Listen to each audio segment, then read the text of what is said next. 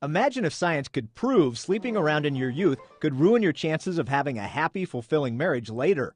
That's what Dr. Joe McElhaney of the Medical Institute for Sexual Health in Austin says new research shows. Neuroscientists have produced a lot of information just in the past few years. This is new. And he reveals in the book, Hooked, the most modern neuroscience available to man today. Research using brain scans now shows powerful chemicals are released during sex that should create a powerful, everlasting bond. For women, their brain secretes oxytocin that causes them to bond emotionally to that man. Men secrete a hormone called vasopressin when they're having that kind of intimate behavior, and it bonds them to the woman. This oxytocin is so overwhelming in a woman's brain that just a 20-second hug can cause a female to become bonded to a male. A 20-second hug.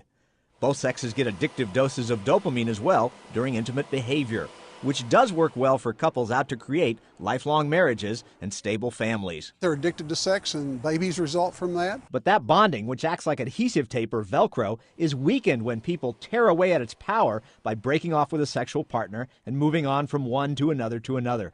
So when it does finally come time to bond permanently with a spouse, the ability to bond is damaged. The brain actually gets molded to not accept that deep emotional level that's so important for marriage. One huge result of this for the permissive? When they do marry, they're more likely to have a divorce than people that were virgins when they got married. Across much of the culture, this big scientific news isn't known, and certainly isn't much communicated to youth, who these days live in a sexual Wild West. Teen evangelist Jeffrey Dean runs websites checked out by 250,000 youth every year.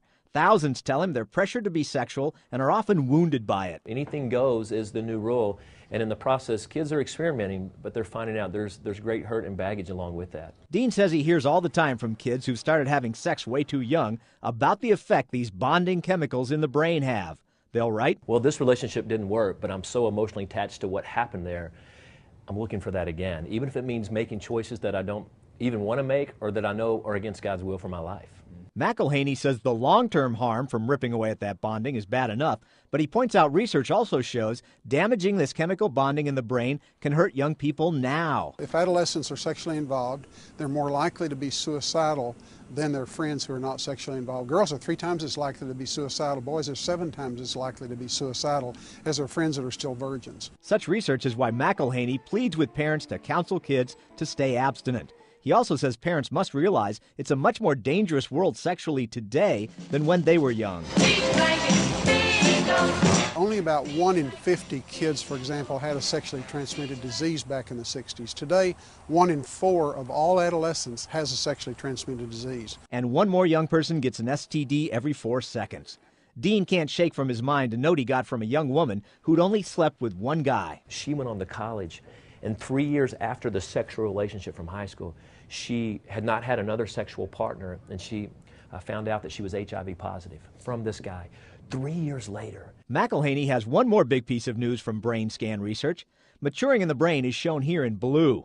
The research shows the prefrontal cortex, where wise decisions and judgments are made, doesn't fully mature until the mid-20s. So it's impossible, because the brain tissue is not there in a mature way, for kids to make fully mature decisions. We're talking 24, 25, 26, before the brain is really mature. So McElhaney and Dean both insist parents have to guide and keep guiding their young people. Dean says they actually want it. Students tell us overwhelmingly at the top of the list, the greatest influence in my life is mom and dad. In his book, The Fight of Your Life, Dean says parents should explicitly state to their kids they expect them to remain abstinent and back it up with scripture, like 1 Corinthians 6:18. Flee from sexual immorality. Well, no, God is saying here, listen, don't even dance around it. Don't even get near it. And McElhaney points out you now have science of the brain to back you up. The science proves that human beings are made to be monogamous for life with one other person in a faithful relationship. It is the way human beings are made. Dean says just make sure you back up your demands with solid support. My teens need to see from me that I am approachable